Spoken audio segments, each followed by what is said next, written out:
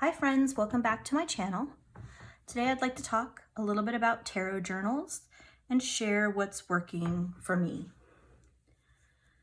In the past, I've used a lot of bound notebooks as journals, Leuchtturm, Moleskine. I've also tried using traveler's notebooks where you have a cover like this and then there's slim notebooks that fit inside that you can, change out very easily when you fill one up, etc. And I recently came across this style on Etsy, and I will link it in the description. This is a cover that looks like a traveler's notebook, but it's actually a 6-ring binder style.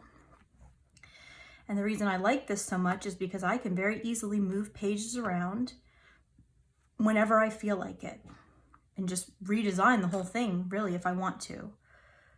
So at the beginning, I have a cover page, and then I have underneath this little paper, I have a little note that says there's a reward if found, and it has my name, email address, and phone number where I can be contacted.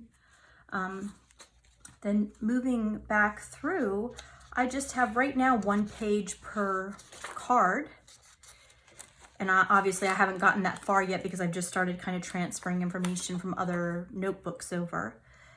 But this is fantastic because if I decide, 6 months down the road, 1 page isn't enough for temperance and I want to write a ton more about it, I can just pull pages from the back and put them in here, and then all my information about each card is together. I don't have to go searching, all these different places to find what I wanted to write about this particular card. And that's like, it probably sounds a little dramatic, but that's like game changing for me. I really like being able to keep all my information about each card together. You can also purchase tabs for this style, and then you could have a tab for like your major cards, minors, if you read reversals. You could have a tab for your tarot spreads, really anything you wanted to do with it. I do have a separate section in the back where I've started an area for tarot spreads. I don't have a ton in there yet, but this is the Celtic Diamond, which is my modified Celtic Cross spread. I did a video on this recently, if anyone's interested in that.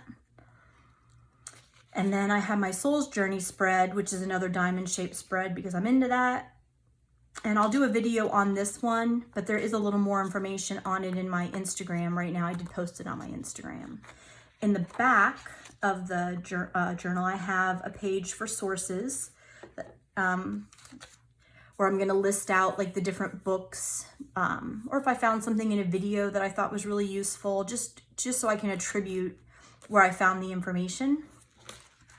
And then in the very back, I have made some little folders. This is just made with the same light cardstock that I use to make tarot boxes, and I also have a video on that showing the process to make a simple tuck box, but this is the same stuff out of that same giant, pad of different celestial papers.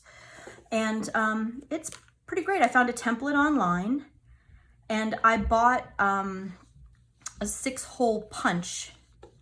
I think you could also do this if you just had like a single hole punch. You just have to kind of mark where you want the holes to be, but I actually found one because I think I'll be using this a lot and I expect to make other things to go in it. So I bought a little 6-hole punch. It wasn't real expensive. And then I already had the cardstock, so I didn't really have to do anything special there. And you can also buy like a plastic folder with a zipper. Like if you wanted to keep, I don't know, change or receipts or whatever else you might want to keep in it, but that's available.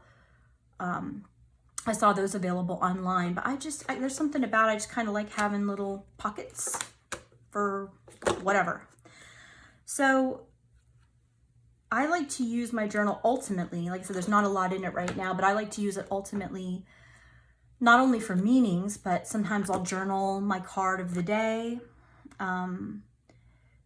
make up stories. I mean, just kind of let my creativity go. So that's my goal with this. And when I do that, I can keep it all together.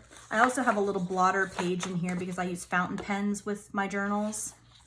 And a blotter page keeps them, when the ink might still be a little wet, it keeps the ink from getting on the prior page.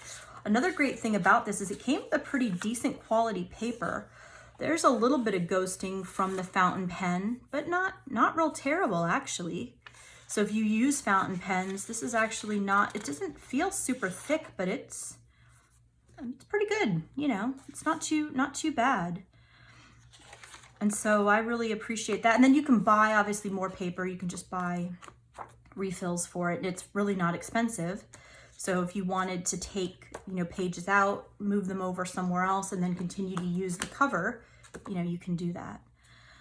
So hopefully you'll find this useful. I am absolutely loving this. It's just kind of made, I know it sounds dramatic, it's kind of made my life complete.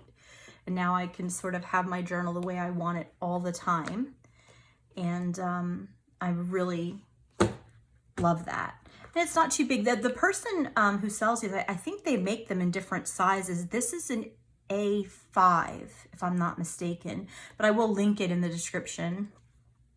And it's just like the perfect size to be able to kind of keep it in your bag. It's protected. It's a good, like, quality, solid cover. The elastic's in the back, sorry, on the side instead of the back, so, you know, it lays flat. So I'm super happy with it. And that's it for me for this video. Thank you for popping by my channel. If you have any questions, please leave them in the comments, and I will be back soon for another video. Thank you.